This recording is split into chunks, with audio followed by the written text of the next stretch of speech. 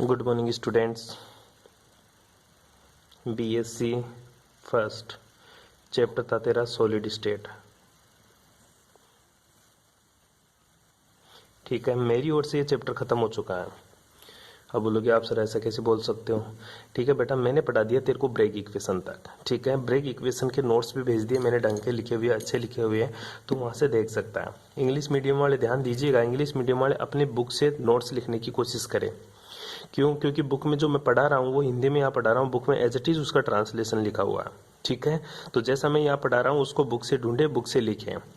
जो इसकी break equation की जो पूरी की पूरी थ्योरी है वो बुक से लिखेगा, और जो डेरिवेशन है वो आपको मैंने एज इट इज भेज दी, वो लिख लेना, या फिर मैंने आपको वीडियो में जो डेरिवेशन बताई वो आप लिख सकते हो।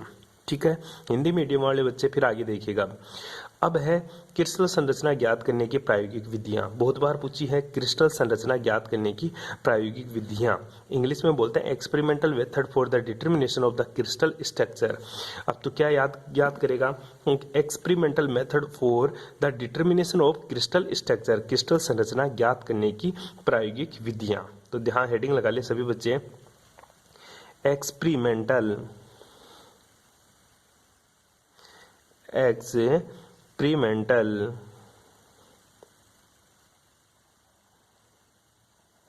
method for the determination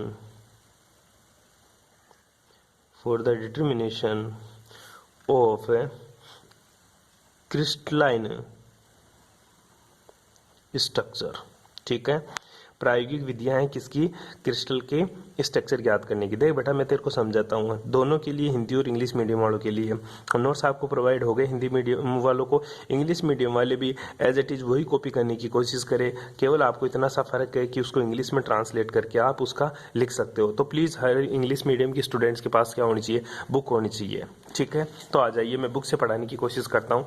experimental method है पहला, जो मेथड है तेरा ब्रेक की विधि है। कौन सी विधि है? ब्रेक विधि। ध्यान देना, क्वेश्चन पूछ लेता कभी, ब्रेक विधि क्या है समझाओ। दूसरा घूर्णी क्रिस्टल विधि, पहली जो ब्रेक मेथड है, दूसरा तेरा रोटेटिंग क्रिस्टल मेथड है, और तीसरा जो तेरा मेथड है बेटा वो द पाउडर मेथड है। कौन सा है? Powder method. इसी तरह तेरा जो चौथा मेथड है वो लाउवे मेथड है। कौन सा मेथड है? लाउवे मेथड। बस इसमें से कोई ना कोई एक मेथड तेरे को हर बार पूछता है। ठीक है, सिर्फ आपको क्या करना है, डायग्राम बनाना है और थ्योरी लिखनी होती है। डायग्राम में समझा देता हूं क्या हो रहा है इनके अंदर, वही इसमें क्या है, थ्योरी है। बेटा सबसे पहले इसने एक अक्सरे ट्यूब ली। कौन सी ट्यूब ले ली? अक्सरे ट्यूब। उसको एक स्लिट से पास किया इसने। ये अक्सरे ट्यूब है, इसको किससे पास कर रहा है? वो स्लिट से पास कर रहा है। स्लिट का मतलब यह है कि ये तेरे पास ग्लास की एक स्लिट है जिसमें एक छोटा सा होल बना हुआ है। ऐसा क्यों यूज किया? स्लिट का यूज इसलिए किया, जो सारी थ्योरी है वो मैं बक रहा हूं यहाँ पे तेरे को। एक अक्सरे ट्यूब लिया, अक्सरे ट्यूब से बहुत सारी रे निकली। ठीक है, जो रे जा रही है ना, अब वो अलग अलग डायरेक्शन में जा रही है। उसके आगे उसने स्लिट लगा दी। स्लिट लगाने से क्या हुआ, फालतू की डायरेक्शन में जो रे जा रही थी ना वो तो हो गई बंद, और केवल इस स्लिट से एक रे आगे की तरफ बढ़ रही है। अब आगे तेरा एक ग्रेजुएट रोटेटिंग टेबल लगी हुई है। ठीक है, एक टेबल लगी हुई है जो तेरी ग्रेजुएट है, मतलब इसका मतलब ये हुआ एक रोटेटिंग टेबल है। टेबल ऐसी है जिसको तू घुमा सकता है। कौन सी है? टेबल है, और टेबल के ऊपर उसने क्या लगा दिया? एक क्रिस्टल लगा दिया। जो अंदर की तरफ दिख रहा है ये क्रिस्टल है बेटा, और ये क्या है? पूरी की पूरी टेबल। टेबल कैसी है? घूमने वाली टेबल है, उसके ऊपर क्या लगा दिया? एक क्रिस्टल रख दिया। टेबल घूम रही है, क्रिस्टल नहीं घूमेगा। ठीक है, अब क्या कर रहा है, यहाँ से अक्सरे किरण डाल दी, अक्सरे रे डाली, वो स्लिट से पास हुई और किसके ऊपर गिर रही है? वो गुरुजी जा रही है इस क्रिस्टल के ऊपर, और क्रिस्टल से आर पार होकर ये सामने एक डिटेक्टर लगा हुआ है। ठीक है, सामने एक डिटेक्टर लगा हुआ है। डिटेक्टर पे क्या लगा हुआ है? यहाँ पे गुरुजी एक विद्युत का कोई ना कोई सोर्स लगा हुआ है। डिटेक्टर का कार्य कर रहा है। कौन है यहाँ पे डिटेक्टर का कार्य?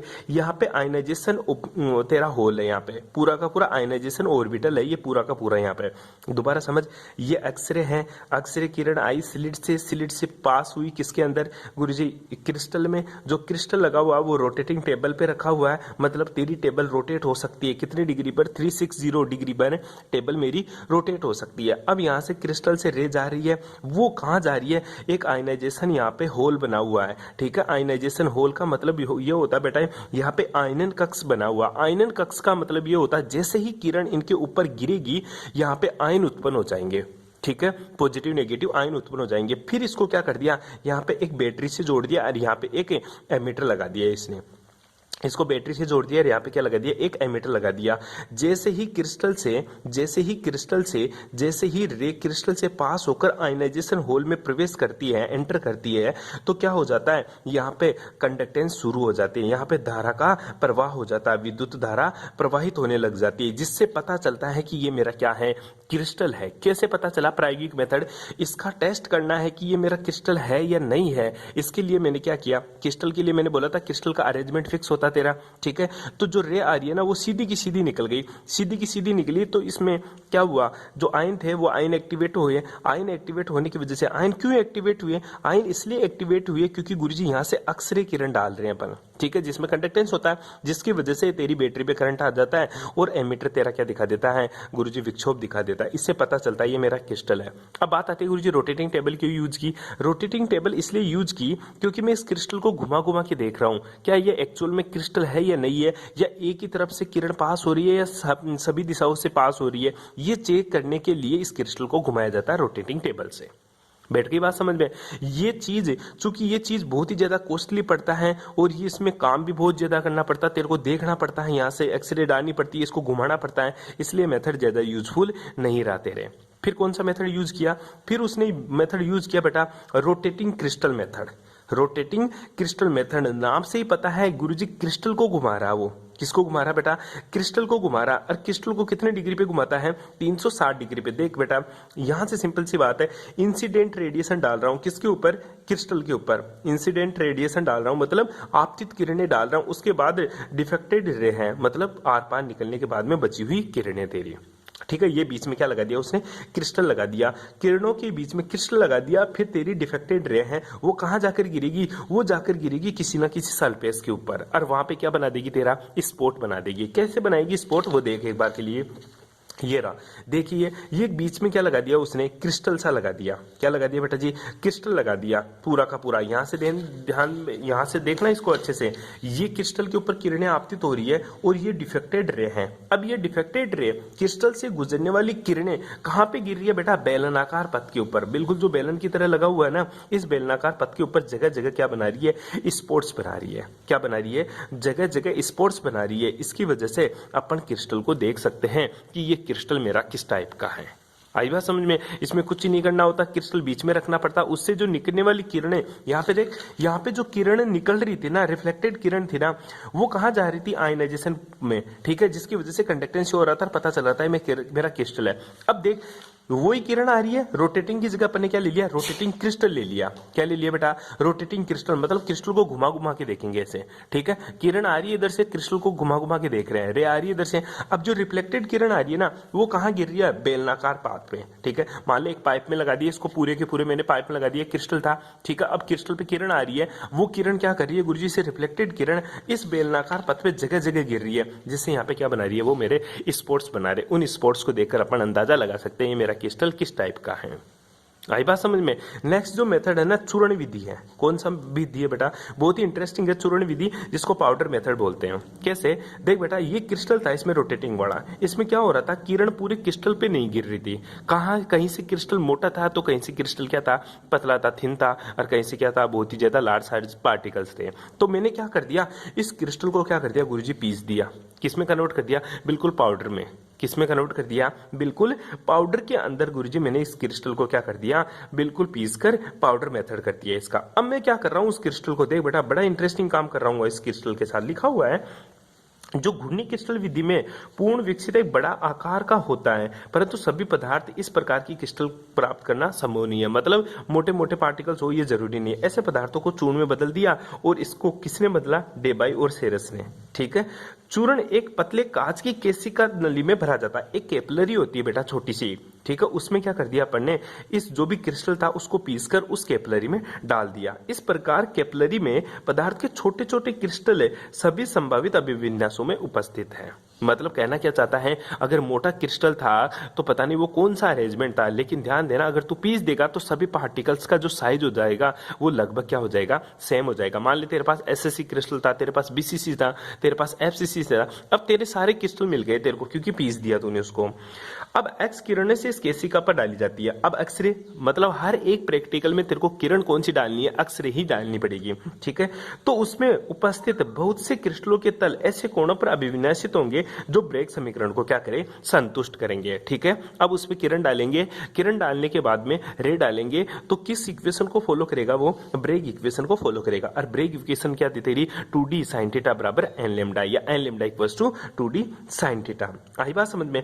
अब देख आपतित कोण क्या माना इसने, थीटा, मतलब जो इंसिडेंट एंगल होगा वो क्या है तेरा, थीटा। और जो रिफ्लेक्टेड रे होगी और जो इंसिडेंट रे होगी उनके बीच में बनने वाला कोण क्या होगा, 2 थीटा होगा बेटा, जैसे तेरा डायग्राम में दे रखा, ठीक है। जैसे रे है ये आपतित किरण है और रिफ्लेक्टेड रे है, इन दोनों के बीच का जो एंगल होगा वो कौन सा होगा तेरा, 2 थीटा होगा। आई बात समझ में। और जो आपतित एंगल होगा वो कौन सा होगा, बिल्कुल थीटा एंगल होगा मेरा, ठीक है। आगे देखिएगा, एक शंकु के समान आकृति बनने पर फिल्म को प्रभावित करती है। इस फिल्म को एक पट्टिका के रूप में बेलनाकार आकृति पर रख लेते हैं और परावर्तित किरणों को शंकु फिल्म के रेखाओं के रूप में निशान छोड़ देगा। आगे बात आ रही है, अब जो निशान आ जाएंगे तेरा, ठीक है, यहां से किरण गई, यहाँ पे यहां से किरण गई, यहाँ से किरण गई, मतलब जगह जगह क्या बना लेगा, स्पोर्ट्स। दोबारा से ध्यान दे, एक कैपिलरी थी, कैपिलरी को आयताकार बिल्कुल गोलाकार कर लिया, गोल करने के बाद में अब इस कैपिलरी को वापस से सीधा कर लेंगे अपन, और जगह जगह जो स्पोर्ट्स मिलेंगे उनको देखकर अपन क्या कर लेंगे, अंदाजा लगा लेंगे ये मेरा क्रिस्टल किस टाइप का होगा,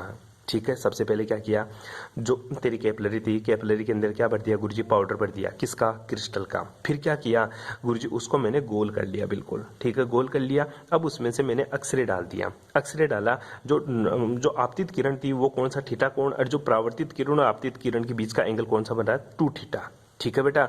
अब थीटा और 2 थीटा है। अब क्या कर रहा हूँ गुरुजी, इसमें डाल रहा हूँ तो इस पाउडर से क्या हो रही है, इस पाउडर के ऊपर अक्सरे टकरा रही है। अब अक्सरे किरण इसके ऊपर क्या करेगी, रिफ्लेक्ट करेगी, रिफ्लेक्ट करके वो जगह जगह क्या बनाएंगे, स्पॉट्स बनाएगी। फिर मैंने क्या कर दिया गुरुजी, इसको सीधा कर लिया, बिल्कुल इसको वापस से क्या कर लिया, इन दोनों को पकड़ के सीधा कर दिया। सीधा करने के बाद में कैपिलरी मेरे को इस हिसाब से मिली और ये मेरे को जगह जगह स्पॉट्स मिले। इन जगह जगह स्पॉट्स को मैं क्या कर लाऊंगा, इनके बीच की डी निकाल के मैं इसका क्या निकाल सकता हूँ, किस टाइप का क्रिस्टल है, ये मैं आसानी से निकाल सकता हूं बेटा, जम कर लेगा, ठीक है। आसानी से नोट्स पढ़े हैं, आसानी से पढ़ना। अब लाव्य मेथड क्या बेटा, जो कि इंपॉर्टेंट है तेरा लाव्य मेथड, ठीक है, ये जरूर आपको पढ़ना है, ठीक है। इस विधि में एक क्रिस्टल की दी गई क्रिस्टलीय अक्ष जो अक्ष किरणों के लंबवत पर रखा जाता है के उपकरण की व्यवस्था की जाती है। सिंपल सी बात है, ये तेरा कोलोमीटर होता है, ये एक्सरे ट्यूब होती है, इसको किससे डाला, कोलोमीटर से। किस में डाला बेटा, कोलोमीटर से, और बीच में क्या रख दिया, क्रिस्टल रख दिया। क्या रख दिया बेटा, क्रिस्टल। देखिएगा लगभग 0.5 mm व्यास की, मतलब डायमीटर है इसका, 0.5 mm इसका क्या है, डायमीटर, एक्स किरणों को कोलोमीटर के द्वारा क्रिस्टल पर गिराई जाती है। अब क्या कर दिया अपन ने, जो लाइट थी ना उसकी रेंज फिक्स कर दी कि वो 0.5 mm की उसका डायमीटर होना चाहिए।